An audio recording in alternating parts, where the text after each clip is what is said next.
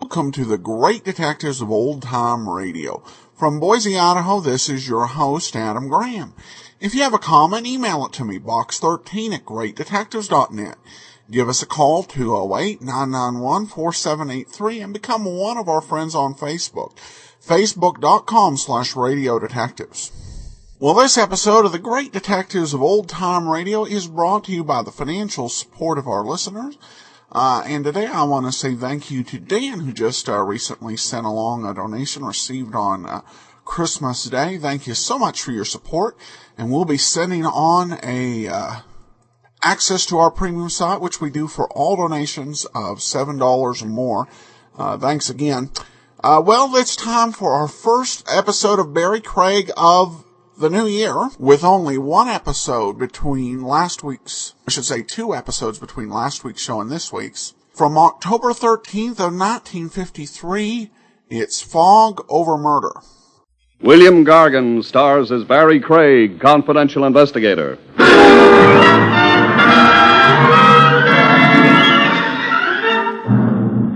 What's in a name, a poet once said, and he was so right. You can list every guy as Smith or Dokes, and it doesn't make any difference. The stiff down below positively doesn't care what the tombstone reads.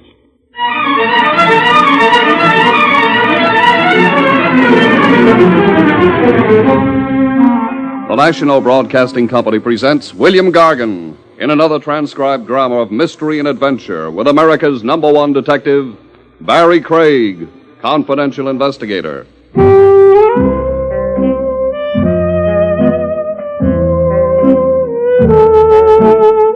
Barrie Craig speaking. A case sometimes comes at you all the way from left field. It's out of the ordinary, and the familiar ingredients, familiar to a confidential cop, seem to be missing. At first glance, that is. Said familiar ingredients, of course, being theft, homicide, and blackmail. The nice, homey, everyday stuff of crime that keeps a cop in love with his work. In this case, even the kickoff was unfamiliar. The chap setting up the deal for me was a mind doctor, a skinny guy with horn-rimmed glasses and a high forehead, who looked like he got all his nourishment from pills. This is an unusual thing for me, Mr. Craig, to consult with a detective. This is an unusual joint for me to be in, so we're even. Now, this patient that I will discuss with you, I've worked with him for months, with encouraging results. I'll start off with his name. His name is, temporarily, Clark Smith. Temporarily? A symptom of his ailment is an amnesia. He resists his own true identity. Doesn't want to remember who he is, huh? Yes, in a manner of speaking. That's bad. Well, why do you say that? From a cop's point of view, disregarding the medicine, a guy only tries to lose his identity for a pretty grim reason. Some crime he doesn't want to answer to. Oh, there is such a possibility, yes. Still think you want to make a police case out of this Clark Smith? Well, there is the risk you suggest. I have thought of that.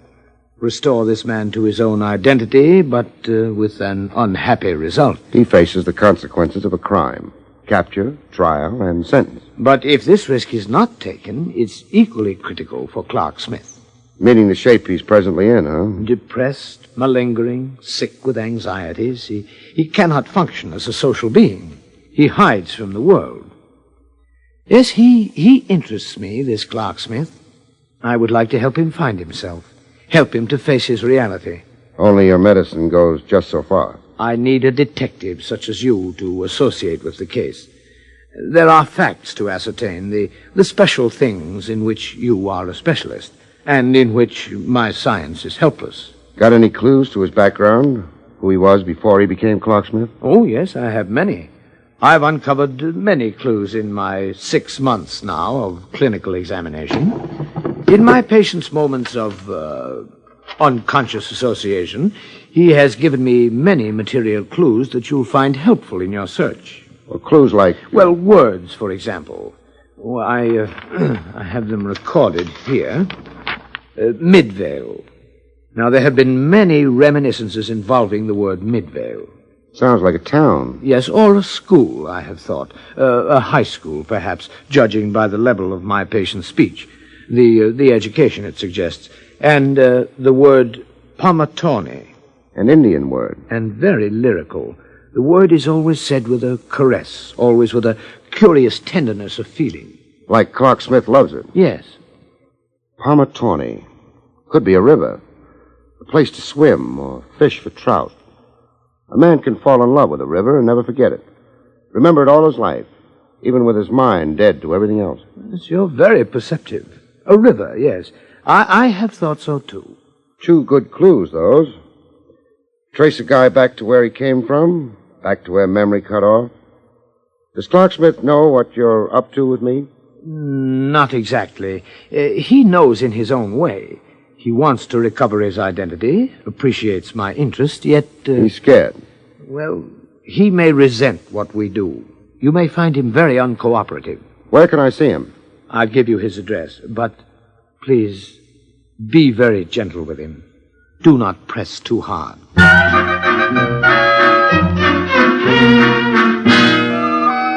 I found Clark Smith at home. Home was a beach shack out on Long Island. Shangri-La made out of plywood and thumbtacks, serenaded by big seagulls with wing spreads like eagles. Smith looked the part of a beachcomber. He wore faded blue jeans slit at the sides, and a fish knife in his belt with a mean-looking blade. He gave me the long once-over. It's a 35-pounder. No kidding. The striped bass. I pulled her in at the Anthony Lighthouse. I broke 2 lines on her. Sounds like quite a battle. Quite a battle, yeah. You'll find her in the shed, packed tonight. Leave the money on the table. I'm not a fish buyer. I'm Barrie Craig. Barrie Craig? Right now associated with Dr. Vanner. To help you, Smith. Help you get back to the life you belong to. I belong here. What are you after with me? I said to help you. Dr. Vanner and me. We're on your side. We're your friends. I don't want help. Sure you do. If you didn't, you'd never have gone to Dr. Vanner in the first place. I went to find peace, so I'd calm down. To fish, you need to be calm. You went to find yourself. Don't back away from one big truth, Smith. You're one big inner drive. Mr. Craig, I'm afraid. Sure you are. I understand. But I say you can't be any worse off than you are now. Have a little faith, Smith. Faith? Midvale and Pomatone. What do the words mean to you? I don't know. I know the words, but I don't know what they mean. I don't know. Okay, forget them. I'll try to find out another way. If I'm stuck, I'll come back to you. We'll go over it again. We'll go out in a boat and fish and talk. Midvale and Pomatone. Clues sometimes take you for a ride around the moon. You're a skywriter spelling out the word futility. Other times it all comes easy, too easy. You don't have to be a detective, just a researchist with a world almanac. The section that says index of towns and places and rivers. I found the river Pomatone merely by running down a line of names of American rivers. The Pomatone River, but it wasn't in any town called Midvale. The Pomatone River was in Farrington, a town in Jersey. I kept hunting Midvale in the book. Anything named Midvale in the town of Farrington. I checked school, high schools, and universities, then industries. Under industries, I found it. The Midvale Bottling Works, located in Farrington.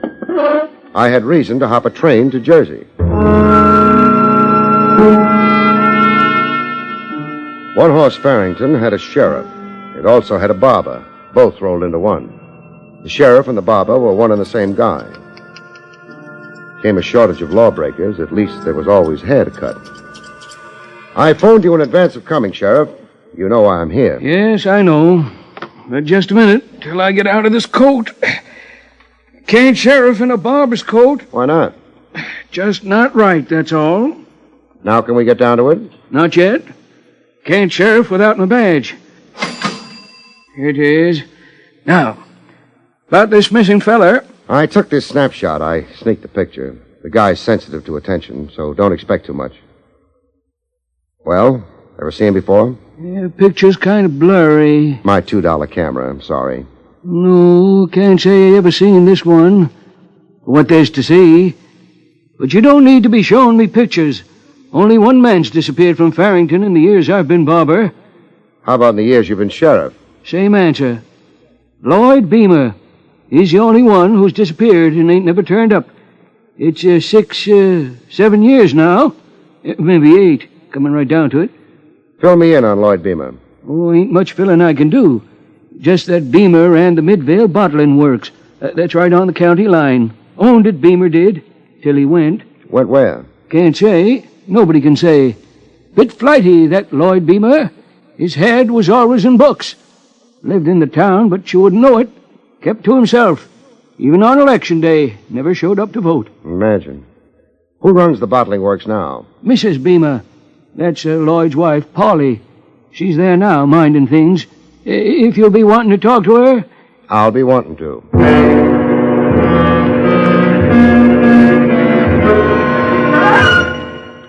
The first thing that meets your eye in a bottling works are bottles. Lots and lots of bottles. I found a door marked private and used it. On the inside of the door was somebody who looked like privacy was wasted on her. Too many good looks to keep them all to herself. A face you'd expect to find in Tahiti, never in a bottling works. Yes? Am I intruding? You've already intruded. You're chilly? I always am in refrigerated rooms. How about a warming smile? I'll have you arrested. You didn't let me finish. A warm smile of gratitude on account of the great thing I'm about to do for you. What is that? Reunite you with your husband. My husband? Uh-huh. Don't you want to be? Is this some practical joke? I'm a comedian, only up to a point. Well, what's the matter? Matter? You're green around the gills. I feel faint. Your remarks, I was utterly unprepared. I'm all right now. Well, take more time. No. Please talk. Your husband, Lloyd Beamer, has been missing. For more than 6 years, yes. I've got a fellow I think could be Lloyd Beamer. It's impossible. Why? Why? Because in all these years, there's never been a word. That makes it strange, but not impossible. A man loses his memory. How does he know who to write to, be in touch with? This person, you say he cannot remember? Amnesia of a kind. I'm piecing his past together, reconstructing a picture. I'm a detective from New York, Barrie Craig. How did you come upon this person? You keep saying this person. I've come to think of my husband as dead. I've accepted it as so. Why? Why? So I could find peace with myself. Stifle imagination, the nightmare of thinking, not knowing. I was deserted, Mr. Craig, by a man with violent currents in his nature. A man bent on destroying everything around him and himself. It was better to think of him as dead, so I could have some peace, some life. I'm sorry. I guess I was a jolt to you. A trifle crude in my approach, maybe. Of course, this man might not be your missing husband. It may turn out that he's not. But you seemed so very sure before. Some clues relate him to the town of Farrington, to these bottling works. Clues, but they may be coincidental. You never know. What? The lady. Oh, I'm sorry, but I think I'm going to faint. The lady. It was a faint, the deadest faint I'd ever seen. A faint like death, and the frightening thing about it, it could be death. A heart attack from the shock of it all. For all the pulse I was getting, the next move could be the coroner's.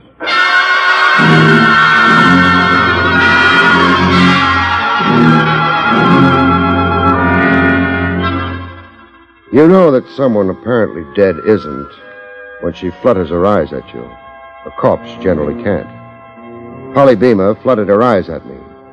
I was close enough to admire their color. Oh, what happened? You passed out, a dead faint, and no pulse like your heart had stopped pumping blood. I'm sorry if I unnerved you. I've got a few gray hairs as a memento. I hate to say hello to a girl and have her promptly drop dead. The news you brought me, it was so overwhelming. Apart from the news itself, what else gave you conniptions? What else? The prospect of a return of Lloyd Beamer, your missing husband, I don't think you fancy the idea as a woman. No, I don't. We were never so much of a couple. Besides, I've built a whole new life for myself since... A new life meaning a new guy? New interests, a new independence and outlook. You're glossing over the new guy? There are men in my life, of course. Men or a man? I'm young. I have a right. No question of it. All right, then, the way it stacks, if my party is the missing Lloyd Beamer, reassuming his proper station can create complications. Complications? He isn't wanted. No welcome home. Rough on a guy, kind of. A return to identity at long last, only to find himself on the scrap heap. I don't think this person you talk about is my husband. You mean you hope he isn't. But we'll soon know. I've got a couple of more questions. Yes? Assuming my party is Lloyd Beamer, I've given you an idea of the condition he's in. Loss of memory, you said. Yes, an acute case. He's been under medical care. Now I ask you, why would Lloyd Beamer suffer a loss of memory? I don't understand the question. The medic handling Beamer hinted that this patient maybe helped induce his own condition. Blanked out so as not to remember something too painful. Blanked out to escape being Lloyd Beamer, if you get me. Yes, I do understand you. Again, assuming this is your husband. So what was he running from? What was he running from? Trouble, a crime maybe, something he was guilty of, and the fear of discovery? There was nothing like that in my husband's affairs. Okay for that. I'm glad to hear it. Then the escape was for, let's say, strictly personal reasons. Personal problems of non-criminal character. Lloyd was an eccentric, secretive. He never could quite fit into the group. He found this business, intolerable. He found marriage too commonplace. I see. Call him a pathological personality. One last question. Yes? Whoever listens in on talk in your office, does he do it with your approval or on his own? Well, what do you mean? I'm looking straight ahead.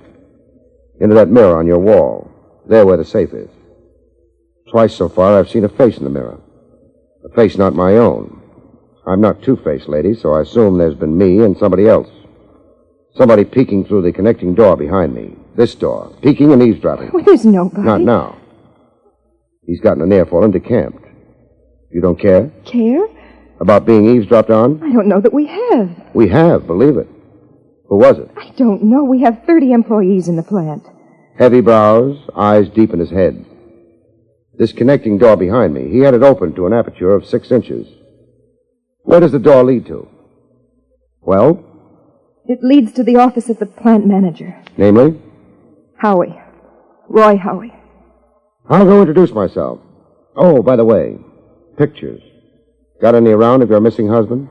Why, yes, at home somewhere, packed away. I'd appreciate one, a good one, to take back to New York with me. No, I won't give you any pictures. Why not? I'll do nothing to facilitate the return of this person you say may be Lloyd Beamer. The man's sick. I'm asking you to help restore a man's memory. I'll do nothing to facilitate that either. Pretty shoddy attitude. I don't care. I feel selfishly about this. We were through. I've let freedom grow around me, freedom from the nightmare of Lloyd Beamer. Why can't you let me alone? Why did you have to come here at all? Roy Howie. Do I need a pass to get in to see him? The plant manager, Howie, had the perfect explanation. Yes, I did over here. The fact is, I had some memoranda for Polly's signature. These forms. But I found her engaged with you. You stood glued to that crack in the door. Thinking that she'd be finished with you momentarily. I don't mind confessing that I was fascinated by what I heard, became absorbed in it. Why? Other people's business? A morsel of gossip? This is Farrington Township, Mr. Craig. Very little happens in Farrington. We're hungry here for something eventful. The sensational attracts us like moths to the flame. We're all of us talented eavesdroppers and busybodies. I'm being very frank. Yeah, very frank and very, very artful. I've read about New York private eyes, the unusual breed you are, your obsession with motives. Suspect everybody. Isn't that your daily religion? You talk a glib line for a jerkwater town bottling plant manager. Snarl, curse, and break heads. That, too, is the classic cliché of the New York private eye. Well, Why aren't you breaking my head, Mr. Craig?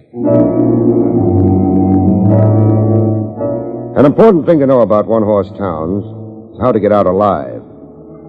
I called a local taxi to take me to the railroad depot, a mile run on a big ditch they call the road. Oh, gee, the bumps I took, my insides were in a heap. At a bend in the road where spruce trees lining it made a perfect ambush, somebody tried to drop the rest of me in a heap. Oh, I got it in the right hand, the check writing hand. The local hack driver kept going, like he hadn't heard a thing. I got first aid at a shack that had a decalcomania emblem of mercy pasted on a window. The guy cauterizing my wound was a familiar face. I'd seen him before. He was the barber, or did I mean the sheriff? Regular doc's 14 miles over the hill. Oh, switch to your painless method, why don't you? Ain't much of a nick in that hand of yours. I'm treating it right. Short of amputation. Yeah. I'll bandage it up now, and you're as good as new. What do I owe you? 50 cents. Same as for a haircut. A bargain. Who shot me? Can't say. I ain't investigated it yet. But you've got a pretty good idea. All right, I'll tell you. That Roy Howie's been shining up to Polly Beamer. Takes her on corn-husking parties and quilting bees. He's wild for her and infernally jealous, that fella. I wasn't making a play for Polly. You come in here with news about Lloyd Beamer. Now with Polly asking the judge to free her from a man who's been away so long, Roy Howie wasn't taking kindly to that. Howie figures he's going to marry her, huh? When her divorce, or annulment, as it, comes through? Howie's figuring that. That bottling works is the biggest thing in Farrington. It's a good marriage Howie's after.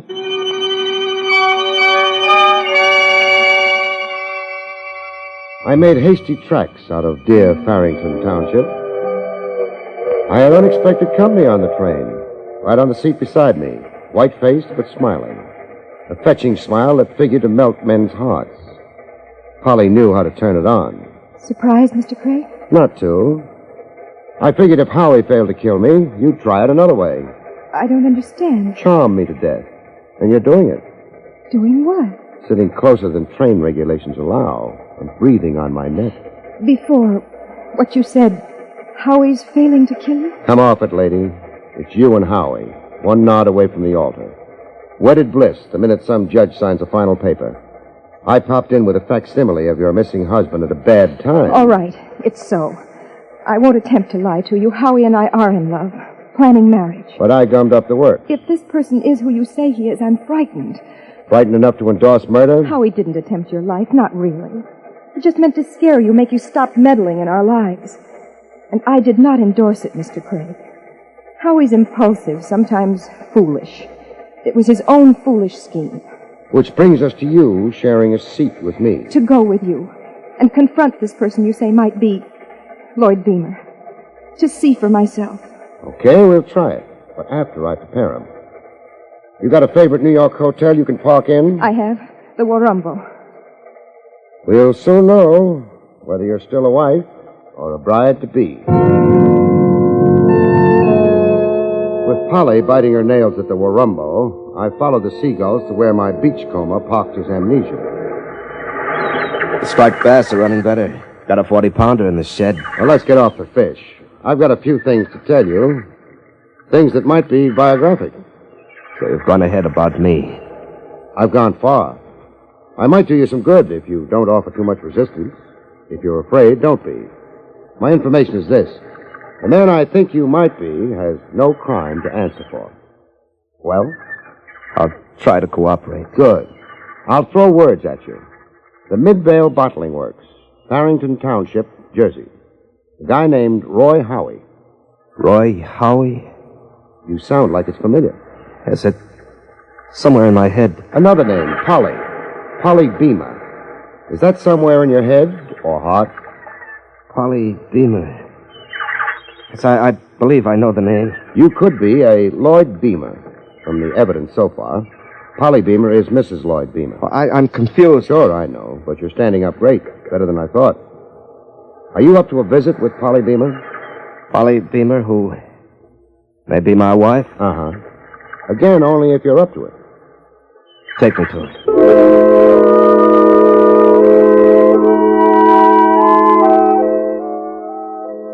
I brought Smith to the Warumbo Hotel.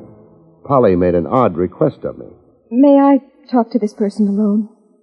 If you're going to insist. Please, Mr. Craig. I don't relish being emotional in front of third parties. Meaning me. Okay. I'll wait in the hall. Call me when you're ready.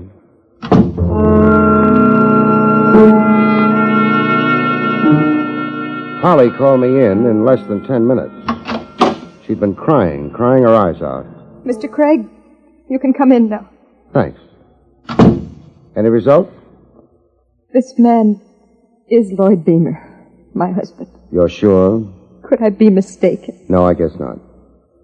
Turnabout now, Polly. Your turn to wait in the hall. It's two alone. Me and Beamer. What on earth for? I'm completing a job, Polly, wrapping it up. Your questions are out of order. Wait outside. I'll go, of course, if you must. Now you, Beamer. Yes? That's really your name, huh? The one you lost somewhere. Yes, I'm Lord Beamer. I'm still a little new, but... But you're not too unhappy over it. Pretty wife, a bottling plant. Quite a change from a beachcomber.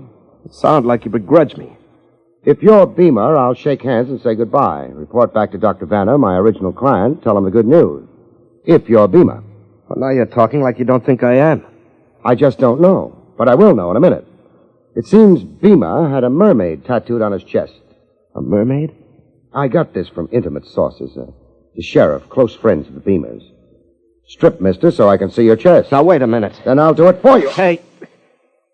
No tattoo, mister. You're a phony. Okay, what's the game? I'll answer it. Blackmail. You've got enough on Polly Beamer to make her accept you as Lloyd Beamer, even though she knows you're a phony. That's why she wanted to be in here alone with you.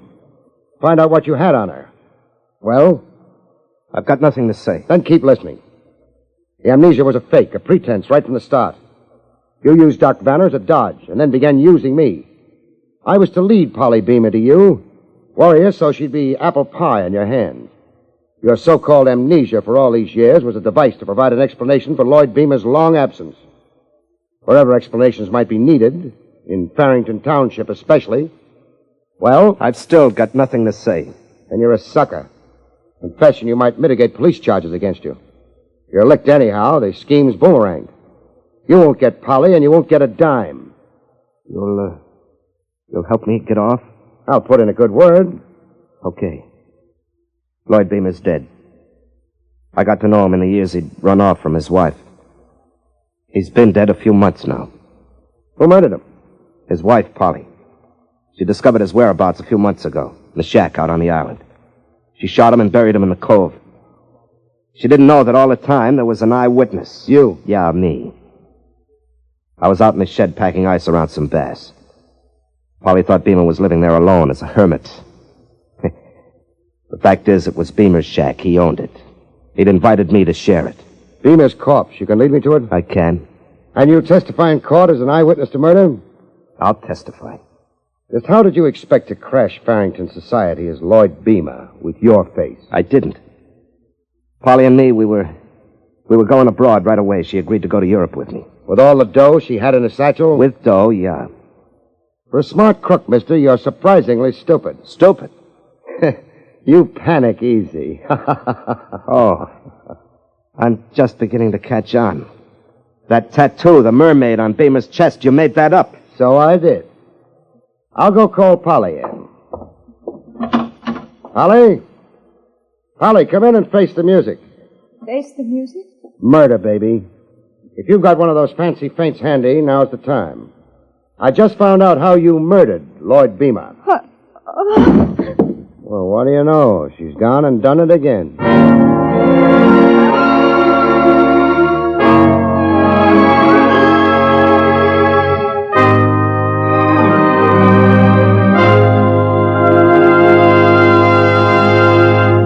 You have been listening to William Gargan in another exciting transcribed mystery drama from the adventures of Barrie Craig, confidential investigator.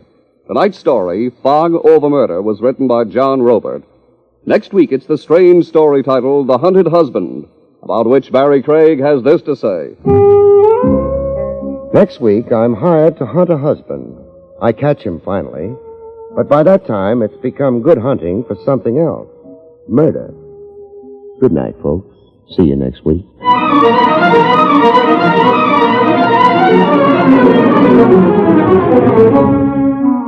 The National Broadcasting Company has brought you William Gargan, starring as Barrie Craig, confidential investigator.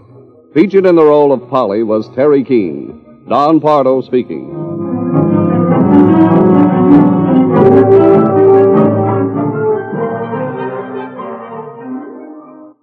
Jack Webb stars as Sergeant Friday in Dragnet, next on the NBC Radio Network.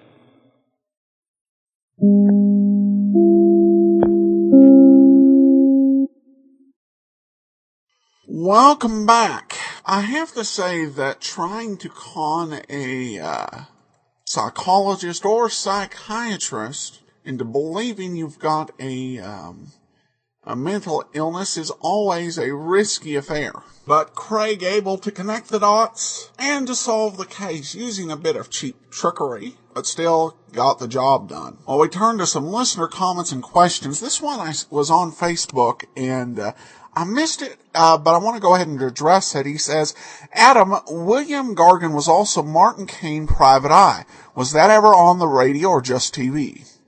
It was on the radio. Martin Caine actually was somewhat unique in that it did the television show and the radio show at the same time, with the radio show being an entirely different script than what aired on television.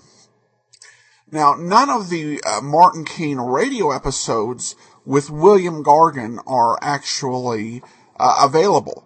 There is a Martin Caine episode with one of the later Martin Caines, and we will end up playing that eventually. But none of the Gargan performances survive, which is somewhat surprising given how popular Martin Caine was.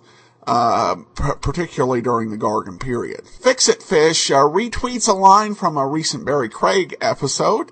Ha! A face and a figure that makes truck drivers wet their whistle, said Barrie Craig via Adam Graham's Radio Detectives gem of a podcast.